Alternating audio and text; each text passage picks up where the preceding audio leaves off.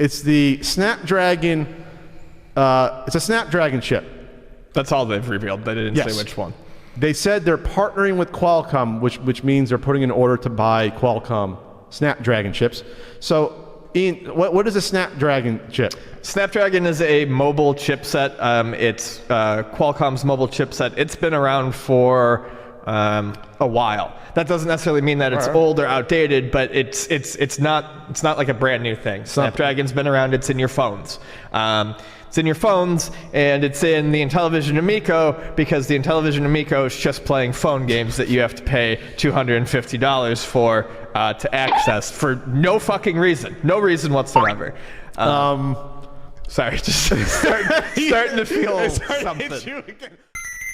Mr. Toploaded Gaming, the fucking garden gnome who thinks he's intelligent. Hey everyone, Trevor at Toploaded Gaming, and man oh man, we gotta talk about the development surrounding the Amico, the Intellivision Amico, and Tommy Tallarico, everything that came out. There's articles and a bunch of Twitter beefs that sprouted as a result. So we're going to cover them. Tommy Tallarico, CEO of Intellivision, took to Twitter to threaten the journalists over an article criticizing the upcoming Amico console. Video game composer and creator of the upcoming Intellivision Amico console, Tommy Tallarico had a minor meltdown on Twitter today in response to an article reporting on leaked specs of the system. In a series of deleted tweets, Tallarico accused the author of the article of violating copyright law, threatening both him and the publication that published the article with legal action. While it is clear that the Amico is significantly less powerful than leading home consoles, the specifics of the hardware's limitation were not clear until a breakdown was published on the tech news site Ars Technica. In the article, writer Sam Red pulls from leaked Intellivision documents outlining the technology going into the Amico and its Wii U-like controllers, reporting that the Amico's hardware is comparable to that of low-end Android smartphones. In a short burst of public anger, Tallarico took to Twitter with threats of legal action against Sam Red and Ars Technica, claiming that they violated copyright law by disseminating confidential information. These tweets have since been deleted, but screenshots can be viewed below, along with an apology from Tommy Tallarico posted after the incident. Now, after that, I don't know if the dude's like having a boomer aneurysm or what, but he's like frantically tweeting, and he puts these two tweets out instead of deleting one after the other. Same genius who thinks using stick photos are against the law, and then he's got the other one, you know, the correction using stock photos is against the law. So at some point, Kelsey Lewin jumps in all of this mess and starts giving her takes, which I thought were kind of cool to see Kelsey Lewin give her take on it. I don't mind Kelsey Lewin. I don't have an issue with her or anything like that. But it was cool to hear her, you know, chime in on the stuff. A lot to unpack here, but you can't DMCA yourself. It was only reported on because it was public on your site. Also, it's weird to double down on not wanting people to see this to the point of legal action when instead you could be explaining why these specs are good for the platform. And then she has another tweet. I literally didn't even find this stuff in the dev portal egregious or even bad. But freaking out about it like this sure does not inspire confidence. And she has a huge point, and it really kind of speaks to what I'm saying about Tommy. One of my issues with Tommy is it seems like with him everything's like this pissing contest and gotcha moments and whatever. Like he's always worried like somebody's trying to catch him in a gotcha moment, right? Because you know, Pat obviously like shared his Pat and Ian shared their ideas of what the specs would be, and now because they're like kind of on par with what they guessed that they would be or whatever, like, you know, Tommy's got to absolutely save face, and he's gonna sue, and all of this stuff, right? And Kelsey just knocks it out the park right here, and it's just like who cares? Like, you know, you should be like, yeah, so what? That's what we're gonna have in it, you know. Whatever. It's not exactly doing you any favors that you're like, I'm gonna take you to court or whatever, you know. And it just goes back to like, it's always like some sort of like trying to avoid some sort of gotcha moment, and trying to like save face or whatever. And it's been like that from the beginning. From what I've seen, it has been like that from the beginning. Not being able to take any sort of like slight criticism, and just, you know, immediately getting defensive and acting like everybody's trying to trap him in like some sort of gotcha. And it's not really good to like be defensive like that, because naturally, like, you're trying to get yourself out of gotchas and stuff, instead of just being like, you know, whatever, or tight-lipped or whatever. You know, I'm definitely not a CEO, right? For good reason. But, you know, maybe Tommy's not really either. Let's see the apology. Tommy tweets out, "Yo everyone, didn't mean to cause such a stir in regards to calling out at Sam Red in his article. Our developer portal had a hole in security and was breached. The copywritten info on there was labeled private, confidential, and not for public dissemination.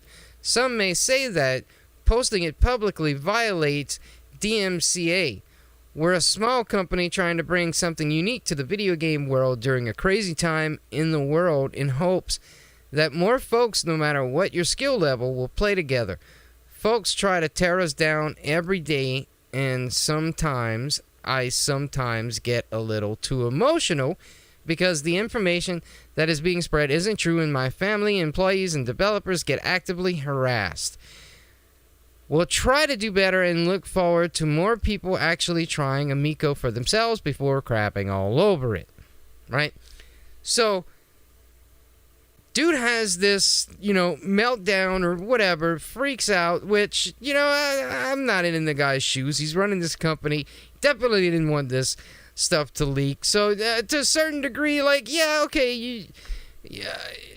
you got my, you know, empathy for the freak out. But then, as the CEO, maybe, like, instead of immediately and viscerally reacting publicly by tweeting out, maybe let it, as the CEO, let it sit a little while before even responding to it. I mean, I don't know. Maybe he did because he really thought he could get that information, you know, down immediately, you know. But consult a lawyer before responding. I don't know, man. I mean, I'm not a CEO, Tommy. I can't tell you how to make better decisions, but I know somebody should be. Somebody should be in this man's corner, helping him out through the fucking wilderness, doing all this stuff. Not hardcore gamers like our system too. But these elitists, they're racists. They're literally gaming racists, meaning whatever I believe and whatever I think, that's what's going to happen. No one's going to buy your stupid machine because I don't like those kind of games. So that means the rest of the world's not going to like them either. Did this guy just call people criticizing his overpriced, underpowered console the equivalent of racist? I've got no hatred for the console, but it seems like he's overindulged on his own Kool-Aid. Oh, please. I mean, take a freaking joke, people. Like, seriously, take a joke. God, don't get one. Because Our market research, again, I just told you, you folks who are against me right now, you're not listening, right? You're being a little stubborn. The reality is the focus groups say simplicity number one. And again, we say, well, what focus groups? Families, the people who we are attracting. We're not trying to sell it to you. It's Tommy against the world. It's Tommy against the world. And you know, it's the typical language that he likes to use, and he's doing this whole victim narrative, man. And like I keep saying, you know, I disavow, do not go and talk to or harass anyone that I mention in, you know, these videos. I don't condone harassment of any sort, of any type. And, you know, if you do that, that's not cool with me. You're not, you know, somebody that I want as a fan. You know, go somewhere else. But like no matter who it is, no matter what it is, he keeps using this like narrative that it's all harassment, and you know, it's not just, you know, skepticism and discussing that skepticism, covering things, you know, just the truth, like the specs. Exactly. That is the strangest part about this anti-Amico cult. They harass people who don't like the exact same things that they do. It's like some weird form of gaming communism or bigotry. Imagine going around the internet all day long, attacking people who like something that you don't. Strange folks for sure, right? And again, certainly some people probably fit this bill that he's talking about. But he says stuff like this so frequently that it just seems like this programmed response that, you know, is just blanket any criticism, whatever. And he definitely, like, he lots in Pat and Ian with all of this stuff, like just haters and blah blah whatever. So I think Tommy can't really deal with criticism too well, especially in the role as CEO. I mean, I really don't see Steve Jobs doing something like this on social media and like going to do interviews and like, oh, haha, I got you. You were trying to get me there. Even though you weren't, you were trying to get me there, and instead, I got you. No, I got you. Like, that's how Tommy has been acting this whole time, and it's so strange, man. Like, just the notion of, like, you know, I think I'm going to wait on that console. It's not really for me. Well, do you live near California by any chance? How would you like to come to my house and check it out? Got a Ferrari, got a really nice house, you know, give you a house tour. You can check it out. Then you can make a video on your thoughts. Well, no. You know, I see everything. I don't know how a Ferrari and the house and whatever is really going to change my mind. That only seems like it could maybe, like, corrupt and skew the thoughts that I have in my mind based on what I should only have, which is, you know, the public information. So I don't know what that's about, but thinks I'm good. I don't, you know what I'm trying to say, like that, and that's what he's doing to certain people. It's like an offer that he extends to all sorts of people. I had saw that, I think it was RGT85 and mentioned something about, you know, for $250, I think I'm out on this whole thing. Now, admittedly, I didn't go and look at it all or whatever, but I saw somebody was saying, oh, he's already offering the thing. Now, to be fair, maybe he didn't. Maybe it was just somebody like memeing or whatever. Whatever. The point is that even if he did, it'd be believable. Like, yeah, we'll have RGT85 come out, and hopefully I can get him on board with this Ferrari, and I'll critique his opinions on this product because I have such like an ego that I have to do that. I have to change someone's mind on a product. So it's so strange, man. Now, as far as I understand, Rich did some sort of live stream video. Rich tweets out, Jesus, dude, it's not hate. I kept an open mind about the Amico for a very long time. But we're in the 11th hour, and we are seeing games that look like they are prototypes for the original PS1. I would be a liar and irresponsible if I said otherwise. Which is true. He gave the Amico a fair shake for a long time. Where I felt like he was trying to remain impartial, if not at moments maybe a little too kind to Tommy and the Amico. You want to tear us down and say all these awful things.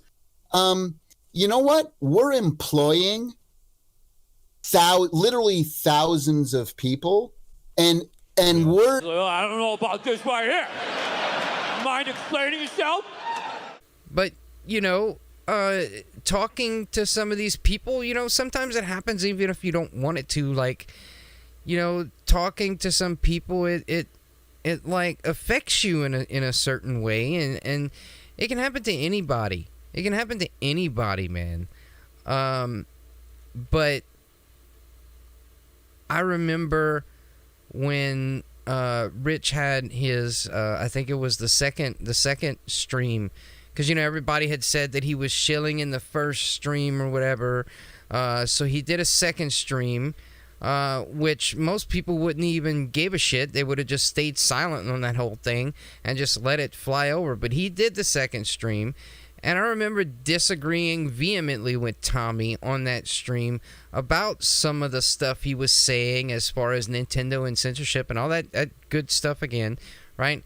And Rich, to his face was like, I know you've done the focus groups. I'm not on board, guys. I'm not 100% sold on that. And if that's going to work, we'll see if it works. I don't know. Yeah. I don't know. Because I kind of agree with Toploaded Gaming is that there is parental controls. But maybe he'll find a market out there. They've done the focus groups. I'm not a focus group. I don't know.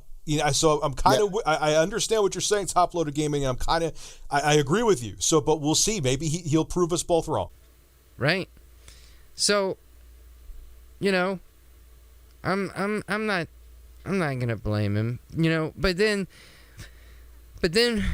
you have like the Retro Bro, right? And I don't think this guy really cares for me much since the whole stuff with Smash JT, but it's whatever. Not everybody has to like me. That's fine. But let's see where he says this. Could care less what your thoughts on the console are. However, God forbid people like something. The fact that you took the opportunity to gatekeep and shit on real fans of this thing was a total piece of shit thing to do. Showed your true colors, buddy. Great job. Like, dude, just come on, man. He's a piece of shit because he has an opinion about a product?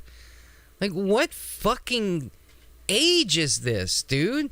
Can we go back to fucking reality at some point? Please, can we go back to normalcy? What is happening right now? Like, dude, I didn't know Retro Bro back then. Back during the at games thing and the Wii U failing. But how much you want to bet? Because I know that a lot of these guys like this, like Retro Bro and Smash JT and a lot of these other people that are Atari creep that prominently take up for the Amico, they like comment on a lot of different videos about the Amico, right? When Sega announced that At Games was going to make their Genesis Mini, and even before that was announced, just At Games in general, just being completely dumped on, and rightly so, by myself, by Review Tech USA, Rich at Review Tech USA, and a whole slew of others. I don't remember a vocal crowd this big coming to At Games rescue. I remember like one, maybe two small, tiny channels, and John Hancock. You know, John Hancock would always say like, you know, it's just haters, and you know, it's two sides of the same coin, and all of the stuff that he was that he was saying about you know, the haters, and he wanted them to make the console. He didn't mind the fact that they would make the console, right? But this Retro Bro, like I made a video about the whole At Games thing, and that guy didn't seek out my video and like, why you're such a piece of shit for, you know, talking about your opinion on a console, man. You know, like, why the double standard? Why does that double standard exist? Why is it just this console? Is it just the times? Is it just the whole, you know, political edge of the times that because all of a sudden we can't have response videos, creator on creator YouTube videos, we can't have creator on inanimate object discussions, we can't have creator on CEO decision making discussions. I don't understand it, man. Someone make it fucking make sense to me. This is fucking clown world. How are we as a society so sensitive that we can't fairly now, I'm talking about fairly, talk about criticism, give our criticism for a product? You know? Like, I used to play Gears of War for the 360, the original Gears of War. I played the multiplayer fucking religiously. I played it a lot. It was in my younger days. I was pretty much just playing poker, and that was it. So I had a lot of time to myself. So I played Gears of War online all the time. And, you know, when the newer games would come out, they'd have a beta. And then, you know what? Through that beta, you can go and complain to your heart's content to improve the game. And they wanted those complaints. They wanted that feedback, right? I think it's perspectives, and I think there's like fanboys who like will not get any sort of hint at that concept, or the fact that it can and does help better products out there and companies out there. You know, so I don't know, man. This is some crazy stuff. Pat and Ian were talking about it on their podcast. I didn't find out about it until last night that it was even happening. This is kind of insane, but it's not surprising to me at all. That's the thing. It's not. Who is surprised? Who is surprised? If you're surprised that this happened, right, you either have had no idea about the Amico until like now, or you still don't. You're not on this video for sure, but you still don't. You're completely skeptical of it, or you took the guy up on his offer of a Ferrari ride and a mansion tour and decided to invest in the crowdfunding for, 10 grand or however much, and you've had your head buried in the sand ever since, and the only time you lift it up is to defend the thing, so like give me a break, man. We're just talking here, but it's perceived, it's completely perceived differently, and it's a lot for a lot of these people, it's a double standard. It makes no sense. As hard as Rich went on the Wii U, I don't remember these same people being like, "Oh, come on, Rich, go easy on Nintendo. They're having a hard time, man. Come on, Rich, man." I don't remember these people doing that. We're gonna keep an eye on everything, and ultimately, I'm back. It's been a while. Some shit kind of happened. I don't even really, even as I'm speaking right now, I don't know if I'm going to do a standalone video or if I'm going to continue talking about it now, but Hurricane Zeta, some stuff happened with my house. I had some damage. I kind of didn't want to get into it on the channel back then until I took care of it and all of that, and I didn't feel like it was the right situation to be wasting time on my channel when I was in a dire situation. So I just kind of shut the channel down. But now everything's fine again. I'm back. So yeah, that's pretty much gonna do it for me. This is Trevor at Toploaded Gaming. See you next time.